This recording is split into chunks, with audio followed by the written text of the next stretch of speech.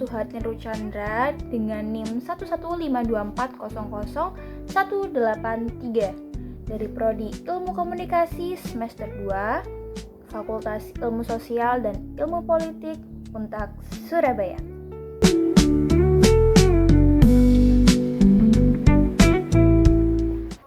Video ini dibuat untuk memenuhi tugas evaluasi akhir semester aku pada mata kuliah Teori Komunikasi.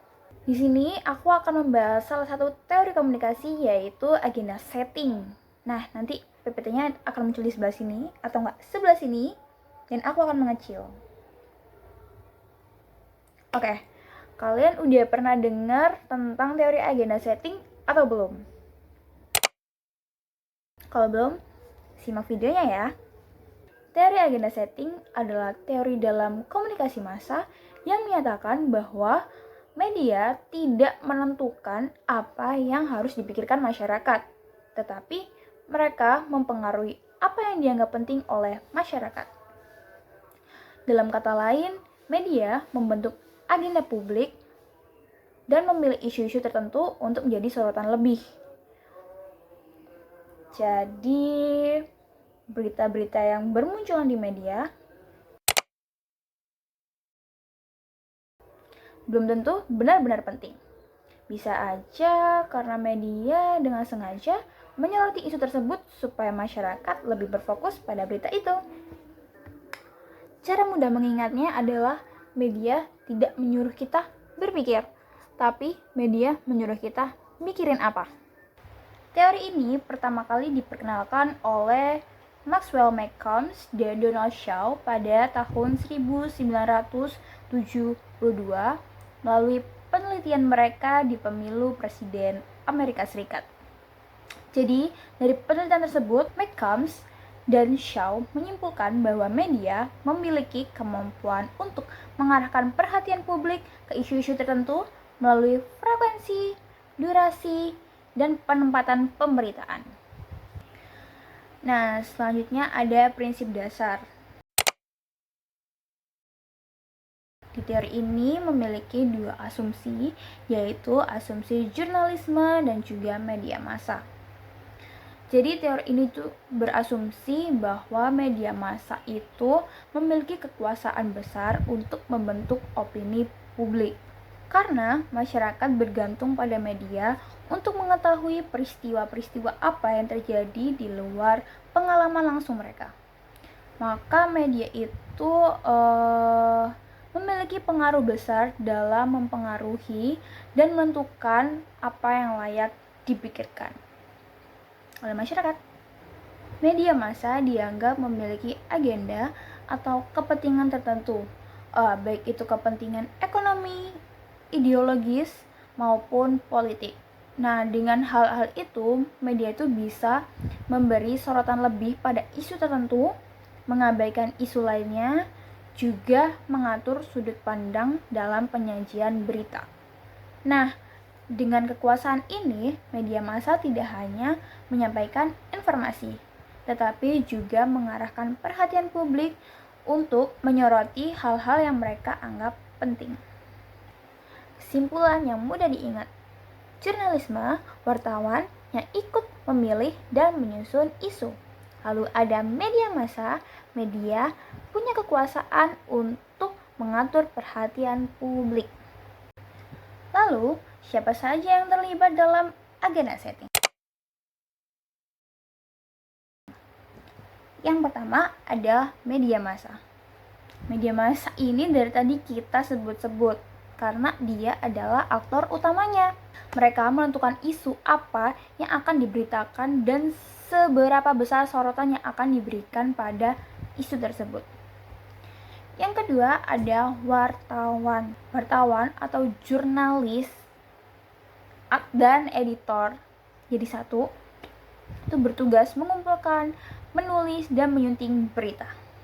Nah, yang keempat ada kelompok kepentingan. Jadi, organisasi non-pemerintah atau komunitas tertentu itu juga bisa mempengaruhi media untuk memberitakan isu-isu yang sedang mereka perjuangkan.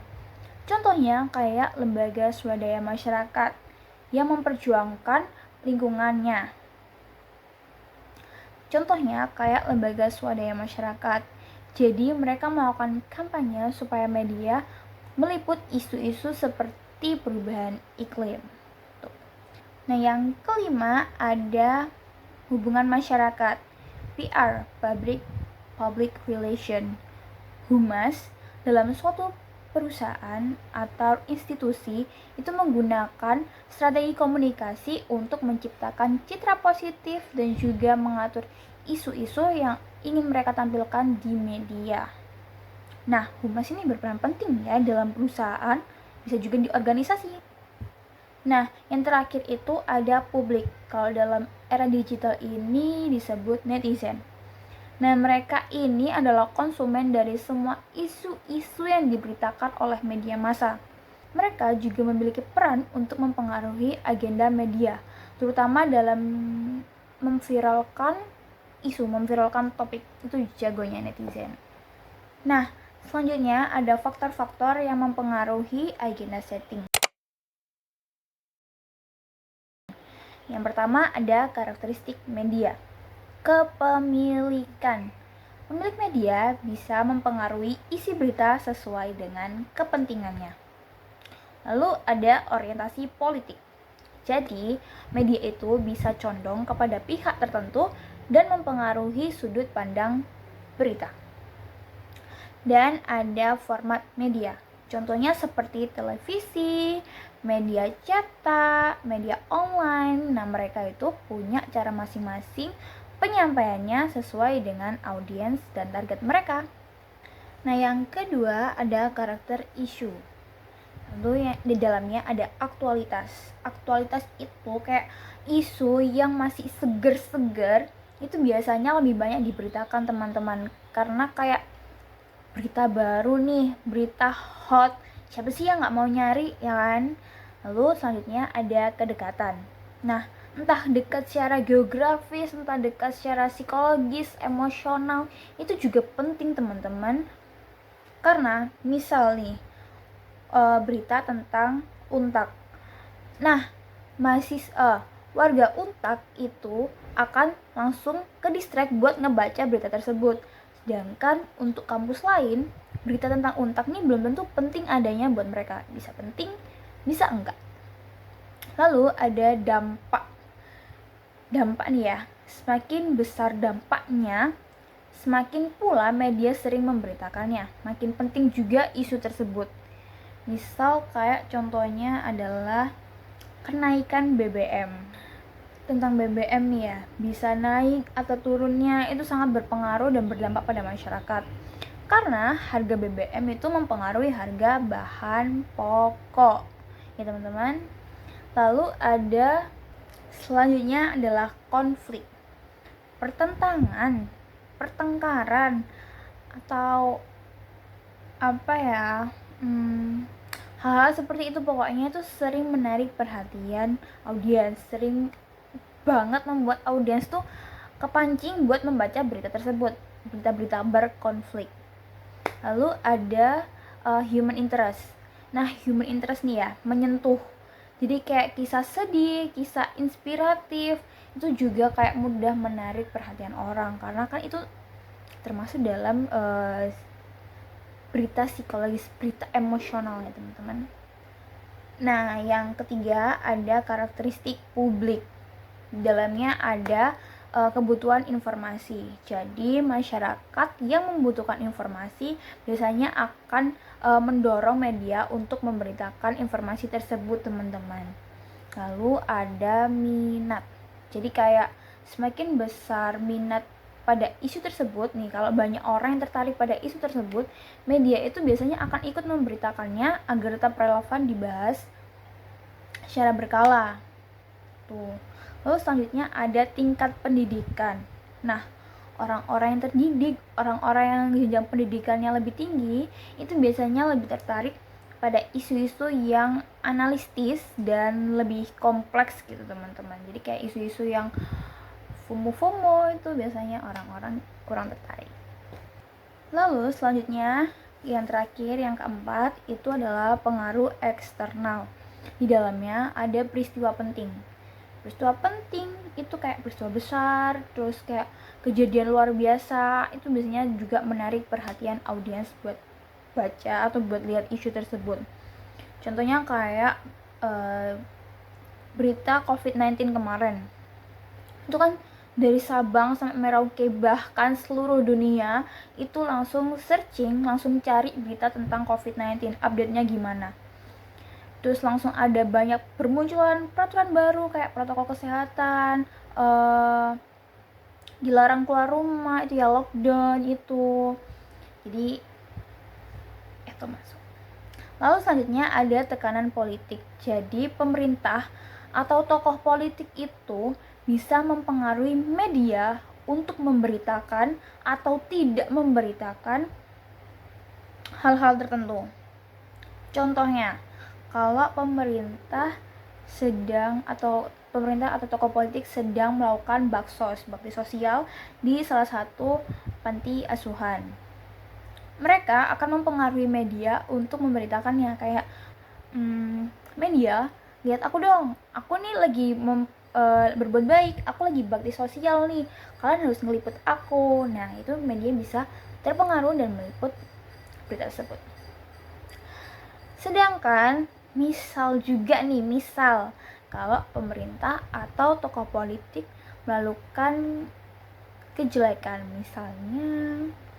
misalnya melakukan korupsi, pemerintah atau tokoh politik ini bisa mempengaruhi media untuk tidak memberitakan isu tersebut dan menimbun dalam-dalam supaya tidak ada satupun masyarakat yang mendengar isu tersebut.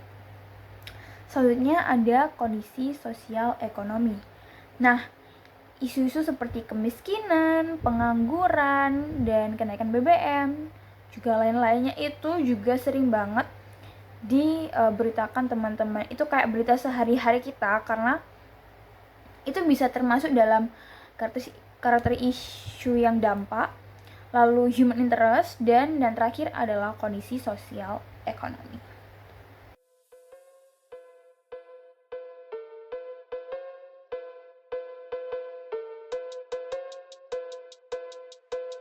Tangan Dede dipukul pakai balok gede. Kepalanya sih Dede, kepalanya kenapa? Diapain Dede kepalanya? Tadinya dibenturin kemana? Eginya tuh mau nolongin, tapi Eginya juga kena. Kita masuk pada contoh studi kasus.